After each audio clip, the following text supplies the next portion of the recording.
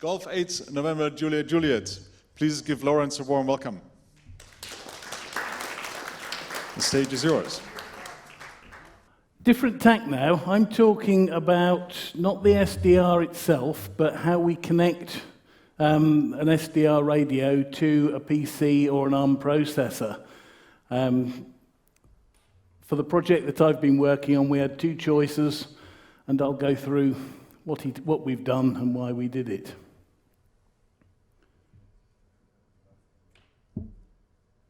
Oh, come on. Okay. So let's start with what is in a typical HF software-defined radio. Well, at the left-hand side, we've got filters on receive, and we've got high-power amplifiers and filters on transmit. But then we digitize the signal. So on receive, we go to an A to D converter. On transmit, the signal comes from a D to A converter, and then those data converters connect direct to a field programmable gate array. And some of the signal processing is done there. Typically, we down-convert to zero center frequency. We limit the bandwidth, and we decimate to get down to a smaller bandwidth, but normally much bigger than the signal that you're interested in, so that you can then see more signals on the screen. And having got down to a rate of somewhere between 50 kilohertz and 2 megahertz bandwidth typically, we then pass the data on to the next stage, which is some kind of application running on a conventional processor. It could be Windows or Linux. Most of the algorithms that you then run are based there. And that's where you do modulation and demodulation, more filtering, and where the user interface is calculated. So that's where the pan adapter display comes from, for example. Finally, on the very right-hand side of the screen, if you want to control your SDR with knobs and switches, as some people do, you can do that as well. And we've presented at previous events some of our work to enable that with the HP SDR family. Well, last time I was here, I think it was in the first online event after the pandemic started, I described how you use Xilinx Vivado to do some simple DSP. Today's presentation is about how we then connect that on to the main processor. So why am I showing all this? Well, here I've got the first prototype of our Saturn board, and if anyone wants to come and look at that in the coffee break, I've got that available to look at. This is the HF SDR that we're working on. I'm working with Abby at Apache Labs on trying to bring this to being eventually a proper product. It's got the things you expect of an HF SDR, so it's got dual A to D converters and a D to A converter. It's got the various RF interfaces, and I've put 10 digital down converters into the FPGA. But a departure from some radios, rather than doing all of the processing in the FPGA to hand the data onto the PC, we've put a processor connection in at a much earlier stage. And we've chosen to use a Raspberry Pi 4 compute module as the thing that attaches to the FPGA. So our protocol code, if you're familiar with the HP SDR radios, the thing that essentially the data formats for transferring the data between PC and FPGA, all that protocol code is now done in C on the Raspberry Pi rather than in Verilog on the FPGA. Very quickly, if you draw a line down through the board, on the left-hand side, it's pretty much the same as the Orion Mark II product, other than it's got a different FPGA. On the right-hand side, pretty much you're looking at a Raspberry Pi 4 compute module I/O board, then with the Raspberry Pi 4 compute module plugged onto it. And today we talk about that connection. Well, what does the processor need to do? There's two quite different forms of data transfer involved. First of all, we would need to be able to stream data. So IQ samples for transmit, IQ samples for receive, and often audio samples to go from a microphone and to the speakers. They all need to be transferred between the processor and the FPGA. I'm not really not doing very well here with the buttons. And typically they will go to and from FIFOs in the FPGA, and the job of the processor is to keep the FIFOs about half full. That's a continuous process, so every second, maybe 50,000 words will have to be transferred to a FIFO, and if that drops for some reason, then the radio will fail and you'll get a gap in the signal. The other thing we need to be able to do is to read and write some registers, to be able to set things like the DDS frequencies for transmit and receive, to choose which antenna you're connected to, and to choose filters. Whenever you make a change to any of those settings, you have to write one of the registers, but thereafter you don't have to write to them. So that's a different kind of transfer, and it's typically a very low data rate. So what processing technologies could we have used in this radio? Well, when I started out down this road, I was assuming that we would use one of the Xilinx system-on-chip FPGAs. That's where you get a reasonable size FPGA and a 2 or 4 core ARM processor on the same die. And they have a direct connection between the processor and the FPGA logic. And there's a lot of IP available to be able to be used on either side of that design. Typically, those FPGAs have a very capable processor, roughly the same as a Raspberry Pi 4, and then an FPGA that is typical of the upper end of the low-cost family of modern processors. But that's plenty to do an HF SDR. The I/O you get on the left-hand side, what you expect from a single-board computer. On the right-hand side, what you expect from an FPGA to connect to your A to D and D to A converters, for example. The other processing technology is essentially to have a modern processor, which then has a bus connection or some other connection to the FPGA. And that's the more typical model that's been used in a lot of HF SDRs. It means you've got a lot more design decisions to make because there's a lot more ways of doing it. And it can lead to something that involves a lot more work. Well, system-on-chip FPGAs look really attractive. You can buy them in the form of what's called a system-on-module, where someone's made a circuit board this kind of size with the FPGA on it and with the interfaces for the single-board computer side of the FPGA readily available. And essentially what you would have to do is to plug that board onto the board that's got your radio on it, so just your A to D and D to A converters, and that would then be your complete SDR. The catch with that is, for almost none of those products could we find a desktop Linux port. And although they typically have HDMI video outputs, actually getting a desktop version of the operating system running was a real problem. And it was a problem that you need to be a Linux wizard to solve, and I'm not a Linux wizard. So in the end, we've had to give up on that product line simply because we couldn't get the video output in a useful form. But I've got some news. Xilinx have now produced a module called the Kriya, which is relatively inexpensive. Again, it's roughly like a Raspberry Pi 4 on half of the FPGA die, then a good-sized FPGA. And that does have a port of desktop Ubuntu, so that's something to watch for the future. We decided we couldn't use that for the reasons I've stated, so we decided we had to go down the road of using a remote processor. So how do you connect it? Well, there's roughly 3 ways. You can have serial data. That could be USB 3 or it could be Ethernet. You can have a bus interface, which is kind of what you will find when you take the lid off your PC, or possibly some of the on-chip interconnect standards. Well, serial data is technology that works. All of the existing HP SDR radios work that way.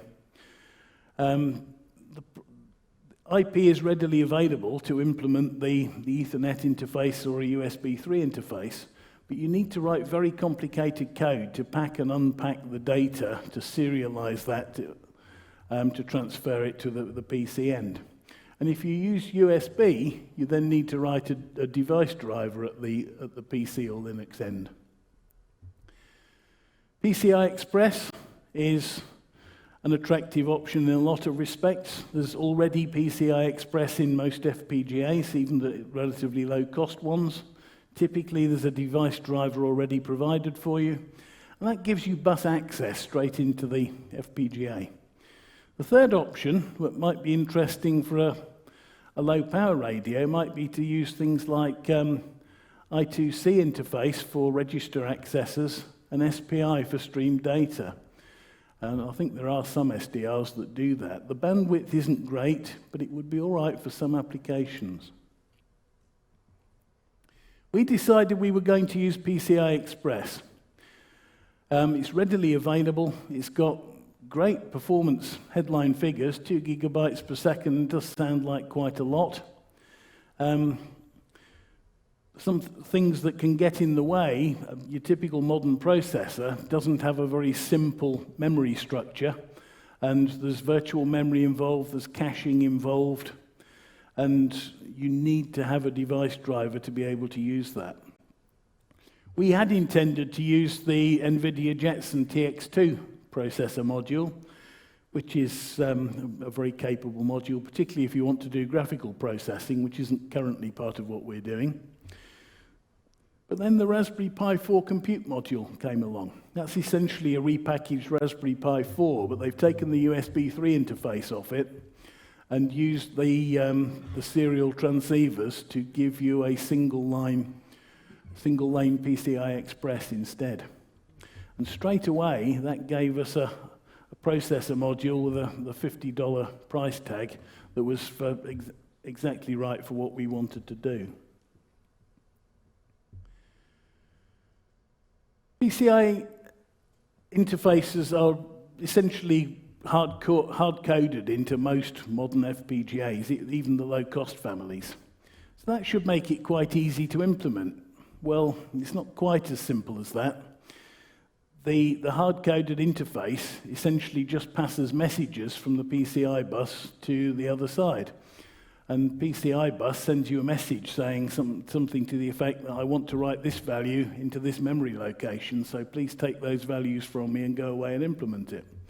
Or I want to read this value, or I want to read the value from this location. Please go and do the read and then send me a message back with the right answer.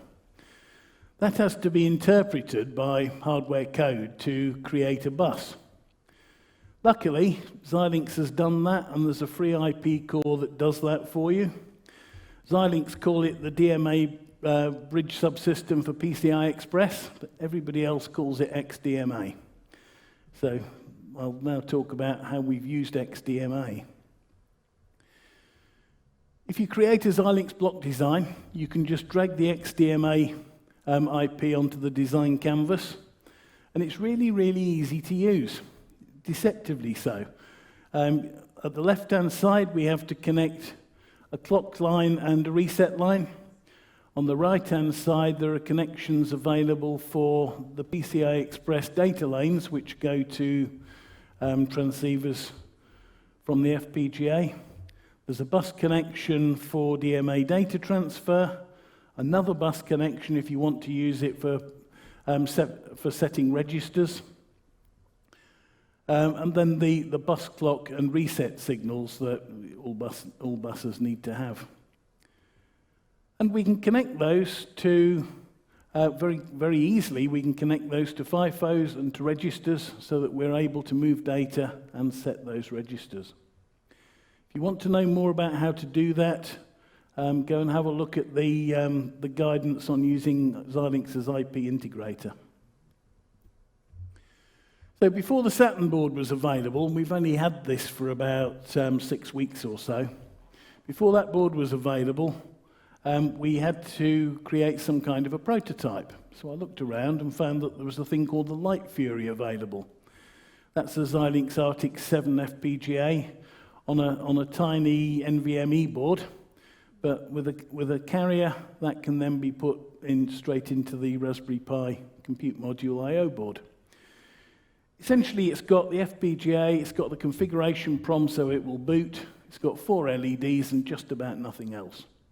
But that was enough for me to be able to test, can I get the basic functions that I needed working in my FPGA?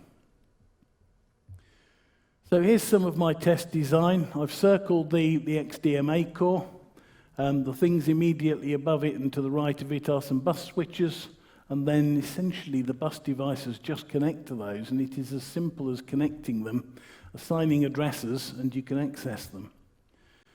So in that design, I've got an SPI interface to connect to the configuration PROM so I can program it. I've got some memory, some external DRAM memory connected so I can do testing of my DMA transfers. I've got a simple digital down converter connected to a direct digital synthesizer, and that then writes to a FIFO so I can test something that looks like a receiver. I've got some Verilog IP that I've written to be able to interface the FIFOs and know whether or not the FIFOs are close to that half-full metric. And I've also got a little register in there where every time I compile the design, the date gets fixed into the code so I can read it back and know that I have put the right FPGA code into the board. All of that works great.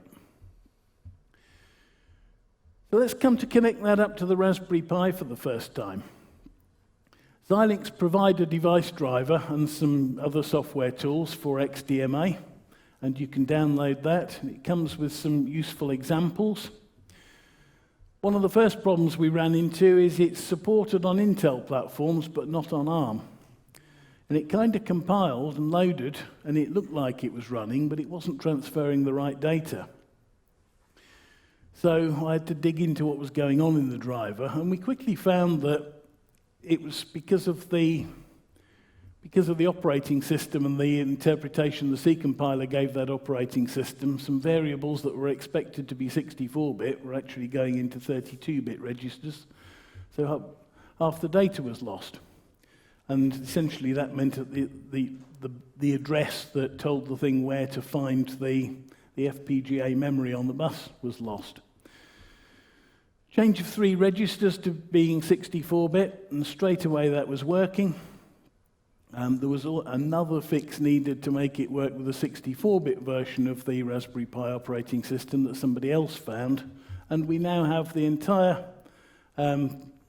device driver fully working properly, and there's a version with the patch code in my GitHub repository.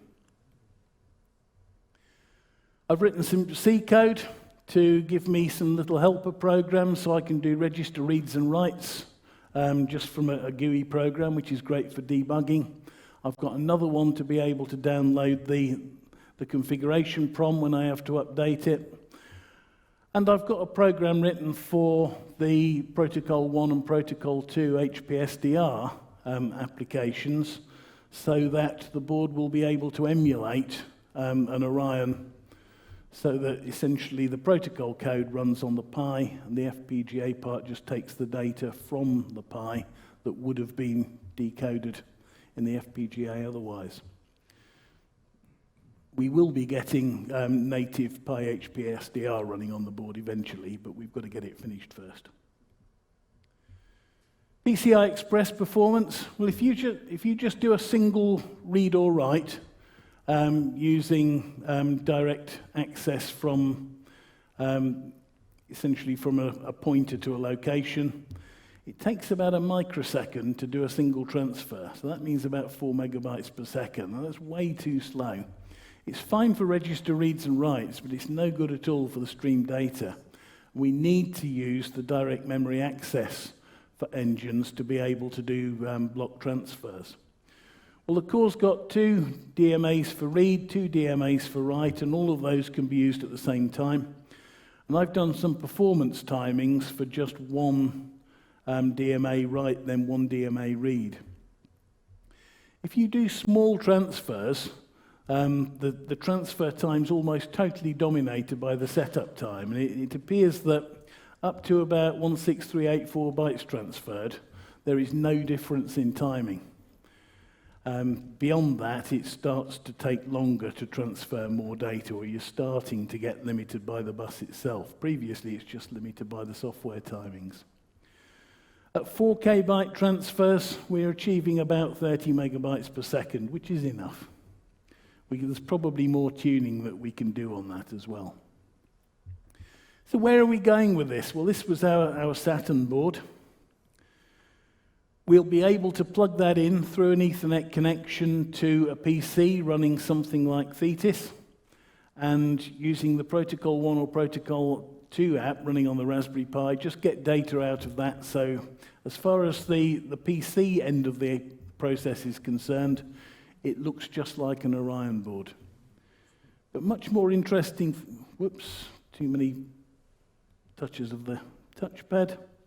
Much more interesting for me, we can connect a native display to it and a mouse and keyboard and treat it as a Raspberry Pi computer rather than just a data transfer engine, and run PyHP SDR or LinHP SDR on that and essentially use it as a native SDR application.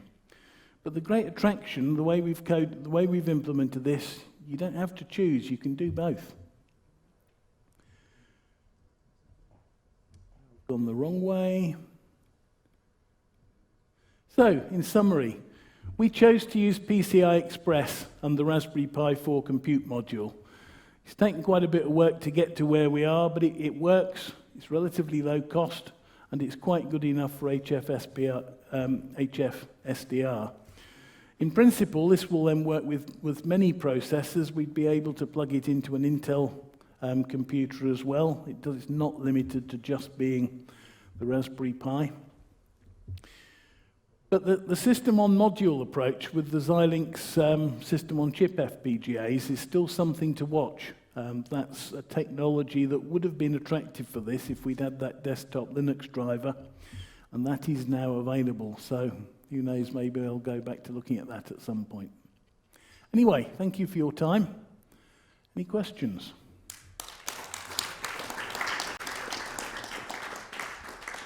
Any questions?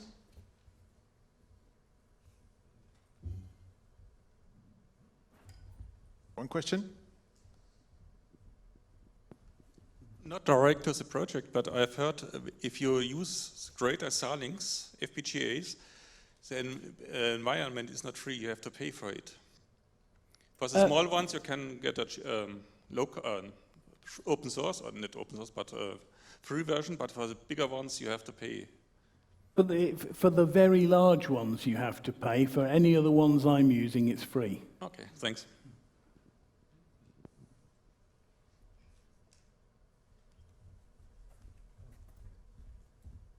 Yes, about how is there any difference between the bandwidth and the latency of the PCI Express versus SPI solution? The fact with Pi 4. The fact that we have to transfer 2,000 to 4,000 bytes to get a useful transfer speed does imply there is some latency. But it's only comparable with the latency that the Orion board already had, because that, in its Protocol 2 form, would transfer about 1,400 bytes. So there will be a little more latency, but not a huge amount. And you can avoid that being a problem by reducing the bandwidth slightly.